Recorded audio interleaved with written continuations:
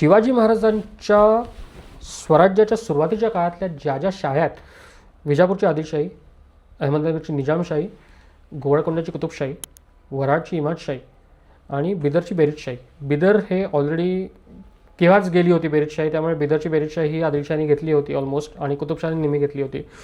नगरच्या निजामशाहीची तीच अवस्था झाली होती. इमादशाही पण जवळपास नामशेषच झाली होती.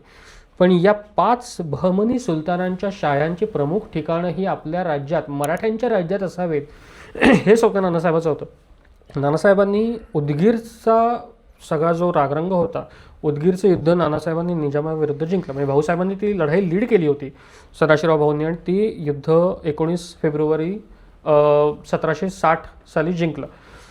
या युद्धात नानासाहेबांनी निजामाकडनं वेगवेगळ्या गोष्टी लिहून घेतल्या. त्यातल्या 2 वर्ष आधी शिवाजी महाराजांचं जन्मस्थळ शिवनेरी हे नानासाहेबांनी जिंकून घेतलं, ते स्वराज्यात आणलं. नगरचा किल्ला जिंकला 57 साली, जी निजामशाहीचं प्रमुख ठाणं होतं. उदगीरच्या तहानुसार नानासाहेबांनी विजापूरचं ठाणं तहानवय आपल्याकडे देऊन घेतलं. त्याच्यावरती रघुनाथराव आणि विसाजी कृष्ण या दोघांना पाठवलं आणि विजापूर मराठ्यांनी जिंकून घेतलं.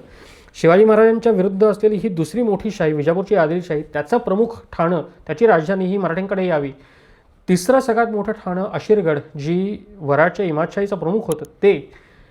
आणि या सगळ्यातही पलीकडे जाऊन देवगिरीचा किल्ला, जो गेली कैक शतकं हा सुलतानीमध्ये होता, हा इथल्या हिंदूंच्या साम्राज्याचा पहिली किंवा शेवटची राजधानी होता, किंवा आपल्या साम्राज्याच्या आधीची शेवटची राजधानी होता, ती मराठ्यांकडे यावी म्हणून देवगिरीवरती मोर्चे लावले. तो देवगिरी तहात लिहून घेता, तो घेता नाही आला म्हणून त्याच्यावरती फौजा पाठवल्या.